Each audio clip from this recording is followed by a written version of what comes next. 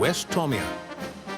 The West Tommian Socialist Republic is a small communist nation that occupies a large portion of the wetlands region, with its borders being on the more chaotic end. It's known for its high agricultural output, leftist regime, and political isolation across the NFG continent. Its population is around 4.9 million, and its GDP is just below $59 billion.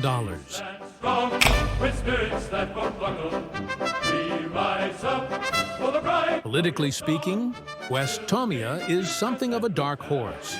With an authoritarian democracy to the north, a modernist confederation to the east, a prosperous republic to the south, and a regional power to the west, the small state has no friends except for itself. They've had to fight off some 13 incursions, both domestic and foreign, mostly from Tommia.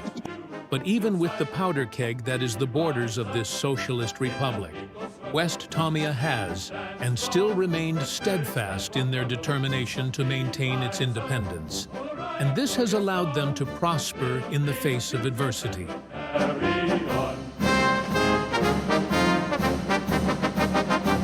West Tommia's geography is primarily defined by three regions: the outer slope, the inner slope, and the drop. The reason for such naming is because of the topography of the region, which primarily follows the description outlined by the three regions. Between the two slopes and within the eastern half of the drop are where the twin yellow pits, so called for their famously yellowish soil, lay, serving as hotspots of agricultural activity. This, alongside access to both the greater wetland and lesser wetland rivers, has made the small socialist republic the most agriculturally productive nation on the continent, even ahead of its imperial counterpart.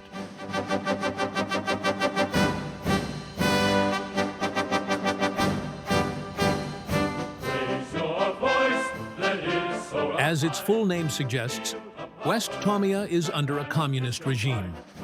In the Socialist Republic's infancy, its culture was heavily reformed in nearly all aspects, from religious to economic to social aspects. Whether for better or for worse, or even both, is debated to this very day. Upon independence, the first thing that the new regime did was, of course, eliminate any domestically based opposition to their power, especially the loyalists that still held de facto rule in the South. After independence was achieved in 1986, after a few post-independence conflicts between Tommia, Benidia, and some wetlands tribes, the new nation would begin to rebuild.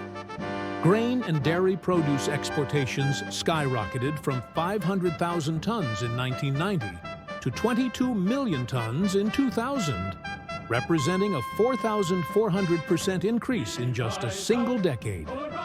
Nevertheless, beyond agriculture and trade, West Tommia is isolated from most of the continent, with its closest allies being Gartica and New Vexillologia. As for the people themselves, your average West Tommian will be living on around $12,000 per year, which is somewhat ideal given the continent's average of $13,000 per year. Unsurprisingly, 70% of the population works in the farming industry, with most others involved in mining, fishing, or lumbering.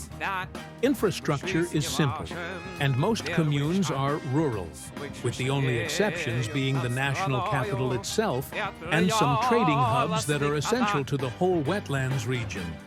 Oppression and some accidents do occur in West Tommia, but generally speaking, life for both the ruling and the ruled is smooth going.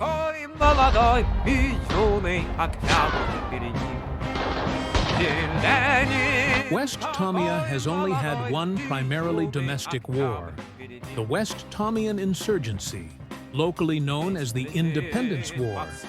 The first half involved a mostly bloodless coup of the government. However, the second half involved 2 months of fighting between loyalists and socialists, leading to thousands dying and many more being domestically displaced. The Empire of Tommia would try to supply the Loyalists. However, neither Tesla Land nor Technikia, both of whom weren't as friendly to the Empire at the time, would permit the passage of Imperial troops and supplies over their lands. Combined with the lack of infrastructure in the wetlands region, and West Tommia would be taken over by the Socialists in 4 months. Almost immediately, there was a war with Banadia, leading to significant losses for West Tommia. The wetlands tribes had a go at the young nation too, but they weren't so lucky. Thus, the Socialist Republic survived, recovering their lost lands in the Vexillologo-Banadian War before the long peace came.